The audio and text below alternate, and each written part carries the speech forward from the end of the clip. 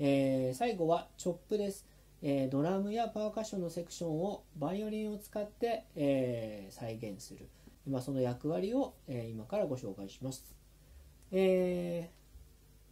をですね、弓で引っかく作業をチョップというんですけれども、こんな感じです。今ですね、アンプの方ではちょっとリバーブがかかってますんで、音がちょっと残ってますけれども、はい、このような動きですね。はい、基本的にはですね、今みたいな引っかく、作業をするときのポイント何点かあるので、ちょっとご紹介しますけれども、まずですね、チョップもダウンとアップがあります。今演奏してたのはダウンだけで演奏してたんですけども、今度はアップの動き、弓の、この上げ下げですねを、ミックスしてやってみます。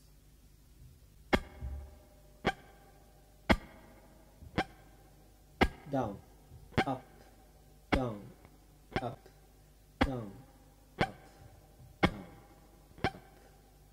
はい。基本的にですね、弓を上から落としててもそんなにノイズっていうかね、パーカッシブな音はあんま出ないですよね。それに対して上から落とす中で落とし際にちょっとダウンの動きを入れると、今みたいに引っかいた音が残ります。上から落とすだけではなくてダウンの動きで、そしてその後にその反動を利用してアップで上げてくると、ダウンアップダウンアップダウンアップ、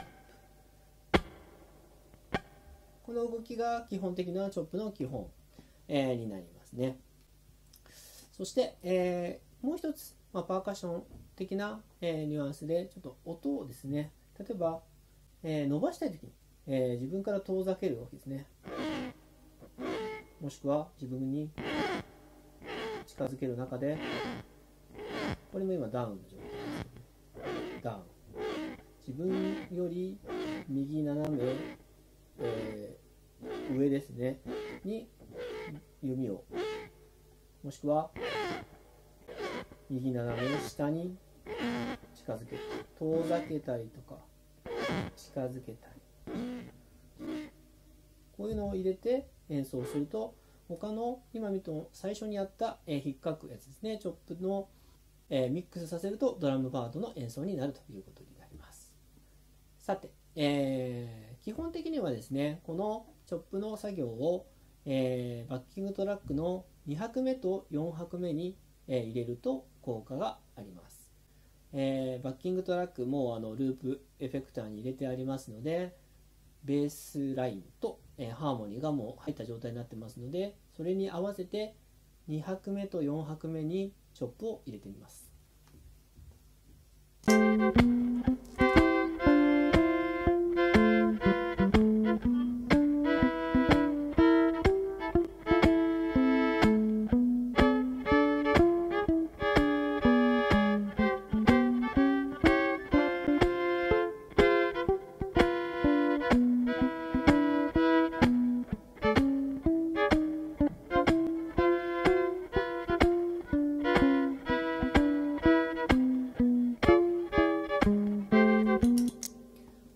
ということで、今みたいにですね、2拍目4拍目に入れると、バックビートに、ちょっと重心がパーカッション入って、よりリズミックに聞こえるということになりますね。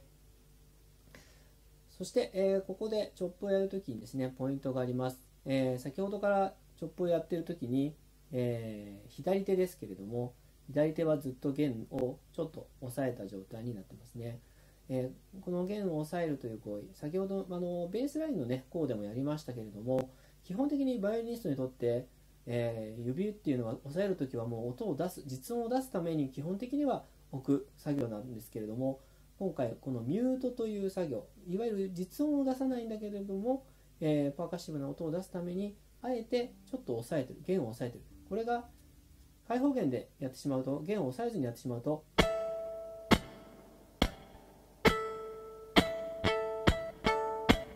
というふうに実音が鳴ってしまうので、それを避けるために左手で、ミュートの作業をこうやってしておいて、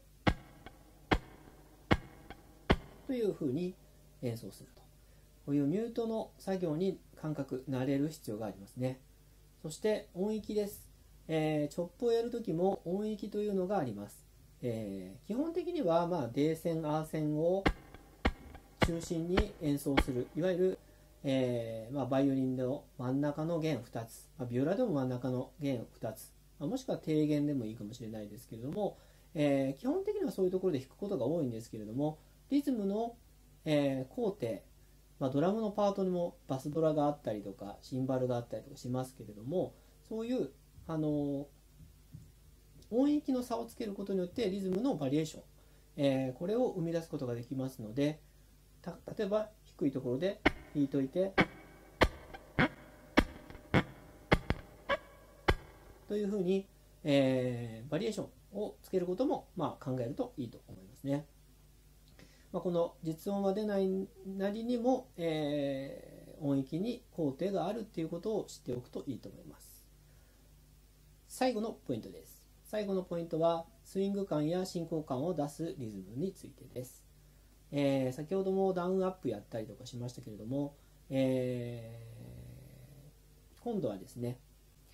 2拍目の裏から3拍目、4拍目の裏から1拍目につなげる、8分音符を演奏すると、これはハーモニーの項でも言いましたけれども、リズムがつながるようになります。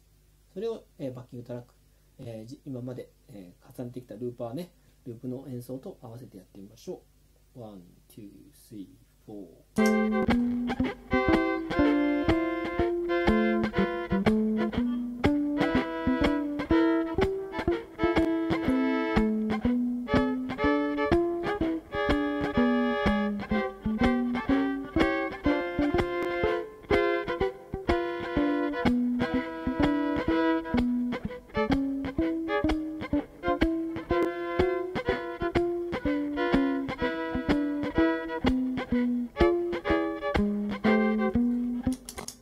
というようにですね、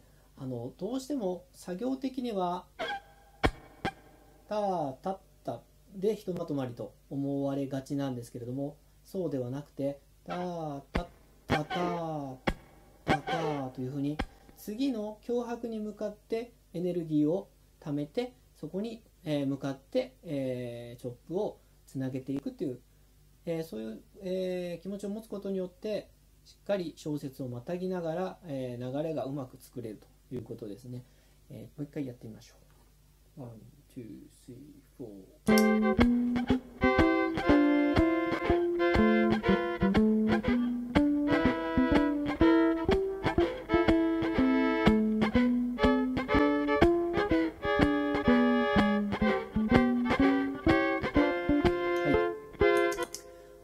こういう工夫をするとですね、基本的な、リズムセクションの最後のパート、ドラムパーカッションのパートとして、うまく演奏が成立するかと思います。